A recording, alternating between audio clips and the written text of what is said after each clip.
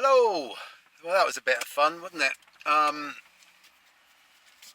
We're on our way home after a week away at work again.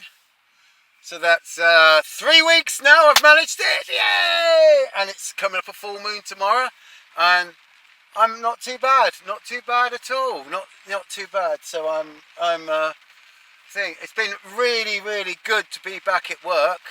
It's been really lovely, sort of like dealing with different things in life, and things have come into life, and I'm finding my feet again, and that's really good. And anyway, a story. I'm gonna tell you a story. Okay. Yeah, long time ago in Bethlehem. So, can you hear that rain? Oh, raining really hard. Yes. Anyway, yeah, I've sort of like lived a bit of a life really, like in thing. But back in 1978, this is a story. This is and if I ever meet the person concerned with this, I think I'd have to apologise to him, okay? Because I think what I did was a bit tight, or what I suggested was a bit tight, and what everybody else did was a bit tight. I used to be in a band called Local Effect, and we were rehearsing on a Sunday night underneath Waterloo Station in the Arches in one of the rehearsal studios. And when we finished, a band called Generation X used to come in and rehearse after us. So they basically, there was two studios, and one band was in at each time. So when we were finishing off, they used to be coming in and setting up, and we'd all stop, have a spliff, have a chat, blokes, have a beer, whatever, and chat. Now they had a lead singer in the band who was called Billy Idol, who was now the rest of the band used to complain about him because basically he was the star really, and they were just the musicians, and but so they had to cart all the equipment in and set up all their amps, their guitars, their drums, everything, to set it all up, which is a bit of work actually. It was, when you haven't got roadies to do it, at that stage you've got to do it all yourself and cart all your stuff, get it into the van, get it off the van, and all this and it's quite heavy gear, get it all ready, and he would just rock up, sing his song, sing his stuff, and then right at the end he'd just fuck off, and he was up himself, to say the least, and it was getting to the end of the band were getting to the end of the tether, that he wasn't helping out anything like that. And one Sunday, we were finishing up, and the band came in, Generation X came in, and they started wheeling in their flight cases and everything, and they were particularly fed up with this whole scenario.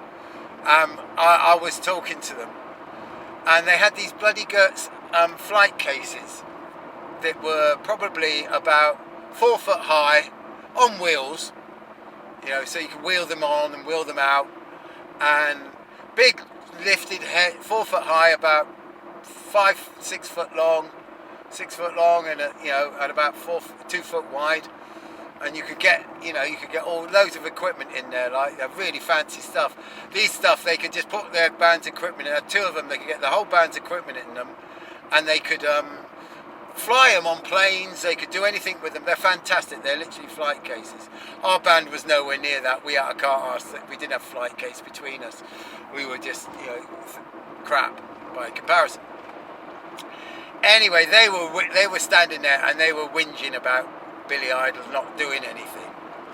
Anyway, I said to one of them, well, when he turns up, why don't we just shove him in one of the flight cases and all go down to the pub for a pint? And sure enough,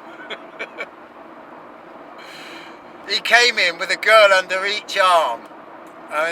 Two very attractive young ladies under each arm, and sort of like sneering, doing his Billy Idol bit, like, you know, and everything like that. And everybody just looked at him, opened up one of the flight cases open, they just looked at him, picked him up and threw him in a flight case, like dropped him in there. And he was laughing, thinking everybody was having a laugh, like, and everything like that. And we shut the lid and said, "See you later, Billy." We went down the pub. He wasn't going to die, he wasn't going to get any loss of oxygen or anything like that. It wasn't hermetically sealed or anything, and it was big enough that he wasn't, you know. Anyway, we went down the pub and we said, "We'll have a pint, then we'll go back." Anyway, that first pint went to a second pint and went to another pint. And by which time, there's two stories like this actually. And we took the two girls down the pub and we went down like that. Anyway, we went back, all went piled back in, 3 pints up, like, you know, and opened the case. And oh, was he upset? He was so upset. He was crying his little eyes out and calling us cunts and everything like that. "You fucking cunts, you cunts, you fucking cunts." And I think, but I'm not sure, but if I was a betting man, I think that was the end of Generation X. And I think the band was doomed anyway, because Billy Idol was going to be a big star. And he went on to be a big star. But the band that he was in, I think that was the end of that band actually, like, you know. I think it was over anyway. I think he was going to go off and be a big star anyway. But the flight case incident was quite funny actually. If ever I run into Billy Idol, I would be so pleased at this. I say I'm going to apologise for that story, like, but I'm going to remind him of it. Cheers.